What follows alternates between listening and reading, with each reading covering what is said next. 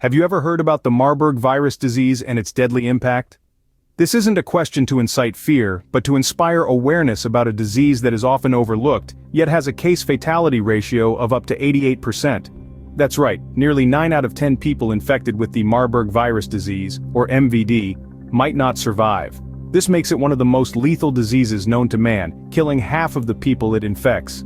The Marburg virus disease is no casual cough or common cold. It's a severe and highly fatal disease which can cause havoc in the human body. It's a disease that demands our attention and respect, but despite its deadly nature, it's not as well known as it should be, which is why we're here to shed light on this serious subject. The Marburg virus was first recognized in 1967 when outbreaks occurred simultaneously in laboratories in Marburg and Frankfurt, Germany. It was a mystery disease, one that took the lives of many before it was even properly identified. Since then, it's made appearances in different parts of the world, reminding us time and again of its lethal potential. However, there's a silver lining to this grim narrative. While the Marburg virus is highly fatal, it's also relatively rare. Outbreaks are infrequent, and when they do occur, they're usually confined to specific regions. But this doesn't mean we can afford to be complacent. The rarity of MVD doesn't diminish its severity, or the need for us to understand it better. As we move forward, we'll delve deeper into what Marburg virus disease is, its symptoms, and the available treatments. We'll unravel the mysteries of this deadly disease, not to cause panic, but to promote understanding. After all, knowledge is our first line of defense against any threat, be it a viral disease or anything else. So, let's arm ourselves with knowledge and face this challenge head-on. As we delve deeper, remember, knowledge is our first line of defense. So, what exactly is the Marburg virus disease? Well, Marburg virus disease, or MVD for short, is a severe and highly fatal disease caused by a virus from the same family as the one that causes Ebola virus disease. The virus was first recognized in 1967 when outbreaks of hemorrhagic fever occurred simultaneously in laboratories in Marburg and Frankfurt, Germany, and in Belgrade, Serbia.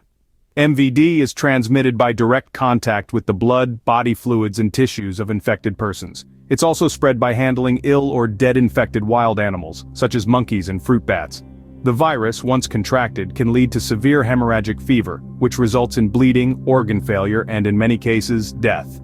The case fatality ratio is up to 88%, meaning that nearly 9 out of every 10 people who contract the disease may not survive. Since its discovery, sporadic outbreaks have occurred across the globe, mainly in Africa. However, the quick and often fatal spread of the disease underscores its potential to emerge in any part of the world. The severity and deadly nature of MVD make it a grave global concern. Its ability to spread quickly and widely means it's not just a problem for those in immediate contact with the virus, but for everyone, everywhere. It's clear that MVD is not just a disease, but a global threat. But how do we identify it? Identifying the Marburg virus disease is crucial in preventing its spread. This lethal virus, with its alarmingly high fatality rate, manifests a range of symptoms that can be easily mistaken for common ailments, making early detection a challenge. Our journey through the symptoms of Marburg virus disease begins with the onset stage. Typically within 5 to 10 days after exposure to the virus, the infected individual starts experiencing sudden and severe symptoms. These include high fever, severe headache, muscle pain, and fatigue. It's easy to confuse these signs with flu symptoms, isn't it? That's what makes this virus so sneaky. As the disease progresses into the second phase, the symptoms become more severe and specific. The infected person may start experiencing nausea, vomiting, chest pain, sore throat, and abdominal pain. Additionally, symptoms such as diarrhea and the onset of a rash may occur.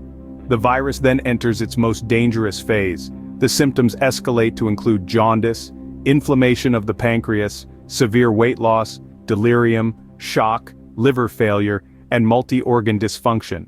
In severe cases, the disease may even cause massive bleeding, both internally and externally. These symptoms, if left undetected and untreated, can lead to death in just 2 weeks. It's a grim reality, but it's important to understand that Marburg virus disease is not to be taken lightly. Early detection can save lives, but what happens when one is infected? Let's explore that in our next segment. The Marburg virus disease is deadly, but it's not undefeatable. Our journey to understand and treat this lethal virus brings us to the current therapies available to combat the Marburg virus disease. At present, there is no specific antiviral treatment for MVD. The standard treatment is supportive care that focuses on maintaining the patient's bodily functions and treating symptoms as they occur. This might include rehydration with oral or intravenous fluids and treating specific symptoms such as fever, bleeding, or shock. In severe cases, patients may require intensive care.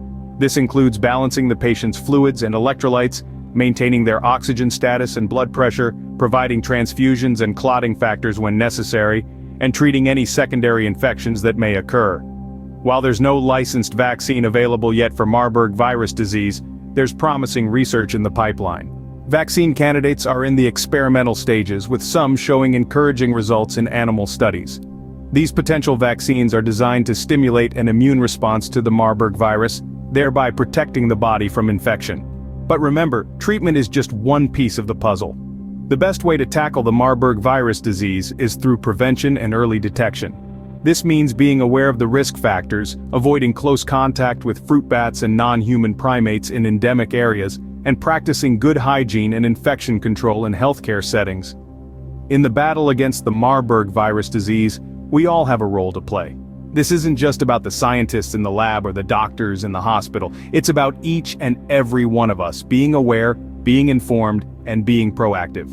While we await a definitive cure, hope lies in awareness, early detection, and supportive care. Remember, in the face of a deadly virus, knowledge is our strongest weapon. So let's arm ourselves with information, stay vigilant, and continue the fight against the Marburg virus disease.